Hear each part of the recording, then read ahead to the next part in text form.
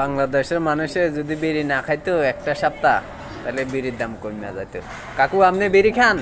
দেই আপনার হাতরা এ দে, আপনারা এত বিড়ির দাম বাড়াবেন এ দে ভাই, আপনি খান? এ দে দেখি আপনার হাতে, এ দে একটা সপ্তাহ বিড়ি না খান, দেন দেই বিড়ির দাম কমে কিনা। ওই দে ওই দে ওই ছোট ভাই হাতে ও বিড়ি, ছোট ভাই টানতে টানতে যায়। হ্যাঁ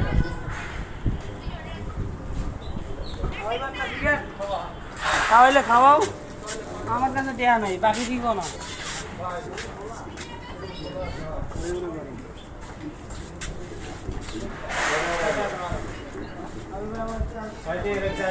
করতে দাম কমবে, বিড়ির দাম কমবে করতেই, এই দামটা কমবে করতেই।